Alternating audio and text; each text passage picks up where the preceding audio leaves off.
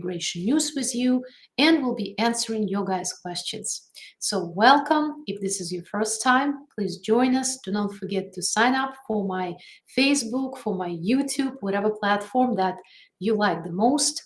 So you will not miss more of our lives. And of course, you're not going to miss other interesting videos and information posts that I'm sharing with you regularly. Do not forget to type up your name, let me know where you're watching from, and do not forget to type up your questions, because at the end of my presentation, I'm going to read them and I'm going to answer them for free, as I do every week or almost every week. Again, I'm a practicing attorney. I've been practicing immigration law in the United States for more than 15 years at this point. And I'm helping people in all 15 states and overseas as well. If you have a United States immigration question, I'm here to help. I do not handle Canadian immigration. This is something that people ask me all the time. Do not handle that. But I do handle various issues of United States immigration, from immigration waivers, family petitions, removal proceedings, asylum, cancellation of removal. That I can help you with. So let's start. The first, don't forget again to let me know where you're watching from, and let's start.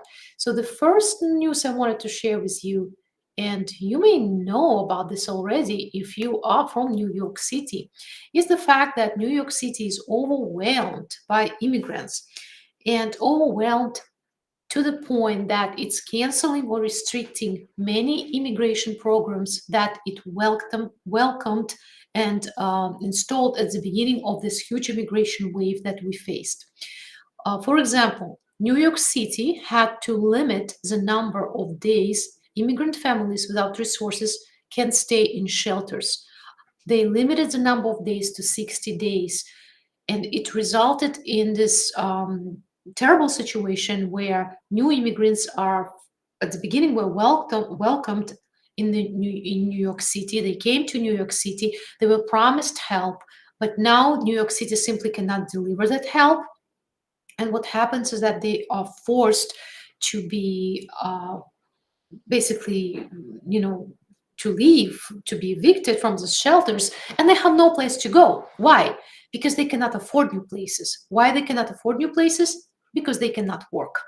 Even if you come to the United States using legal means, using CBP-1 app, it does not mean that you're going to receive work permit immediately. In fact, it takes months and months to receive work permits. The fastest probably going to take you 90 days about if you came on a parole, and it only going to happen if your work permit was not lost. Okay, if it was lost, like it happened to someone who just emailed me today by USPS or United States Postal Service, it will be on you to replace that work permit and pay additional fees.